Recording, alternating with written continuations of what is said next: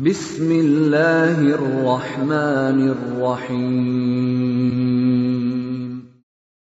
Waltakum minkum ummatun yad'una ilal khairi wa ya'muruna bil ma'rufi wa yanhauna 'anil munkar.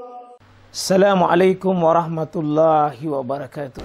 Kapan kita sujud sahwi? Sebelum atau sesudah salam?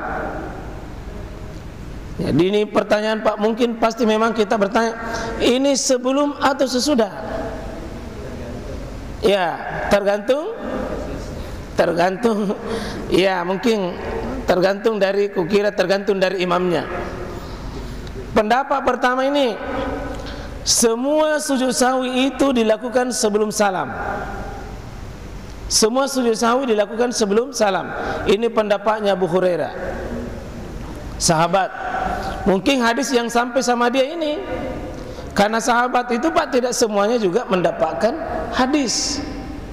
Kalau dia mendapatkan dari itunya Nabi, ya itulah yang dia amalkan. Ya.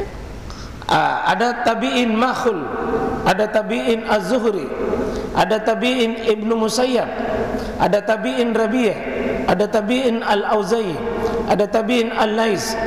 Dan ini pendapat barunya Imam Syafi'i. Ini kalau dipegang ini Pak, intinya sujud sahwi itu sebelum salam. Karena mungkin hadis tadi yang memang sumbernya Abu Hurairah itu yang kita dapatkan pertama, hadisnya Abu Hurairah. Abu Hurairah berpendapat begitu, karena itu yang didapat dari Nabi SAW. Nah itu sahabat juga biasa berbeda pendapat. Pendapat yang kedua, tidak, semua sujud sahwi dilakukan setelah salam, karena hadisnya yang didapat begitu. Said bin Abi Waqqas ini itu sesudah salam itu. Juga sahabat Abdullah bin Mas'ud, sahabat Anas bin Malik, tabi'in Ibnu Zubair, Ibnu Abbas, ini sahabat. Ya Ali, Ammar, Al-Hasan, An-Nahai, ini tabi'in. Ats-Tsauri, Abu Hanifah. Jadi Imam Syafi'i tidak ketemu dengan Abu Hanifah dalam bab ini. Ya, tidak ketemu dalam bab ini, Pak. Ya. Kita masuk yang ketiga. Sujud sahwi karena kelebihan, rakaat atau lainnya dilakukan sesudah salam. Dan karena kurang, rakaat maupun yang lainnya ya sebelum salam. Dia rinci ini Pak. Kalau pendapat yang ketiga ini tergantung kasusnya. Kalau kelebihan ya sesudah salam, kalau kekurangan sebelum salam. Pendapatnya mazhab Malik. Nah, muridnya Imam Syafi'i Al-Muzani, Abu Thawr, dan juga sebagian dari Syafi'i, tapi pendapat lamanya. Jadi Imam Syafi'i saja Pak itu berubah pendapatnya. Ada qaulul qadim, ada qaulul jadid. Nah, ini pendapat yang ketiga. Dia rinci. Cara merincinya itu kelebihan sesudah, kekurangan sebelum. Karena tergantung nanti informasi yang dia sampai kepadanya dengan cara memahaminya. Ada keempat,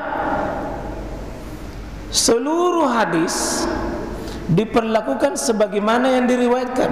Nanti akan diurut Pak, semua riwayat-riwayatnya itu kita ikuti itu. Seperti Nabi kekurangan salat itu, Nabi kan sujud sahwi ya sebelum kalau kekurangan rakaat, maka dia tambah dulu baru dia sujud, baru dia salam. Nah, sementara yang tidak disebutkan kasusnya, kalau tidak disebutkan kasusnya, karena tidak semua Pak nanti yang kita dapati itu tidak ada kasusnya pada Nabi, tidak ada kasusnya pada Nabi, maka sujud dilakukan sebelum salam. Jadi dia tambah di sini satu catatan, apa yang pernah terjadi sama Nabi ikuti saja riwayatnya. Sementara yang tidak disebutkan di sini sebelum salam. Berarti ada pendukung tadi di nomor 4, nomor 3. Mazhabnya Imam Ahmad. Jadi 4 imam mazhab di sini semua beda-beda. Semua beda-beda. Nah, termasuk di sini Ibnu Haisama, Ibnu Munzir. Yang kelima, seluruh hadis diperlakukan sebagaimana diriwayatkan. Jika tidak ada disebutkan kasusnya, maka sujud itu dilakukan sesudah salam. Itu terbalik. Nomor 4 dengan nomor 5. Tapi dia sama dalam perlakukan sebagaimana diriwayatkan. Yang tidak ada itu, maka sujud dilakukan sesudah salam. Jika ada tambahan, dan sebelum salam jika ada kekurangan. Dia rinci di sini. Sujud dilakukan sesudah salam jika ada tambahan, dan sebelum salam jika kekurangan. Dia rinci. Berbeda nomor 4. Ya. Dan ini mazhabnya Ishaq dan juga Ibnu Rahawai. Pasti Bapak bingung toh? Yang keenam, seluruh hadis diperlakukan sebagaimana diriwayatkan, tetap sama. Sudah 3 pendapat. Jika tidak ada disebutkan kasusnya, maka boleh memilih cara yang dia suka. Mungkin ini banyak pendapat, mungkin ini yang suka. Kalau ini tidak terlalu masalah. Mau sebelum maupun sesudah tidak ada masalah. Agak longgar ini, Pak. Yang pendapat ke-6. Sampai di sini pendapat Imam Asy-Syaukani. Kalau Bapak baca kitab hadis dan fikih, ada kitab itu yang dikarang oleh Imam Asy-Syaukani sebagai bagian daripada kitabnya Syekhul Islam Ibnu Taimiyah. Beliau kalau tidak disebutkan, mau sebelum salam boleh, mau sesudah salam boleh, Pak. Kalau saya ikut sama imam, dan kalau saya imam, Pak, ikut maki saja sama saya. Dia makin protes kimo, sebelum. Bingung itu karena semua ada pendapat. Yang begini-begini, Pak, dibutuhkan toleransi karena semua punya pegangan. Tidak ada rumusan baku di sini. Nah, yang ke-7, yang membangun di atas perkara yang paling sedikit, maka dilakukan sebelum salam. Adapun orang yang mengingat-ingat, maka ia sujud setelah salam. Tuh, tambah bingung. Nah, saya lebih cenderung Pak di nomor 6. Kalau pertanyaannya Bapak, kapan dilakukan? Sebelum salam atau sesudah salam? Kita ikuti riwayat yang ada dulu.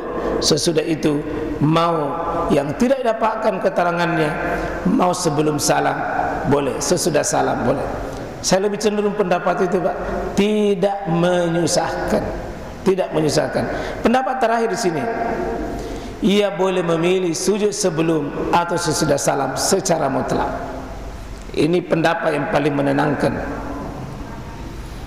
Ia boleh memilih sujud sebelum atau sesudah salam secara mutlak. Pendapatnya Ali bin Abu Talib, pendapatnya Imam Syafi'i, ini satu pendapat, dan juga Imam At-Tabari. Ya, saya 6 dan pendapat 8 ini menghargai semua pendapat. Jadi kalau ada yang sujud sebelum salam, benar. Ada yang sujud sesudah salam, benar. Yang tidak benar adalah tidak sujud sahwi baru pulang.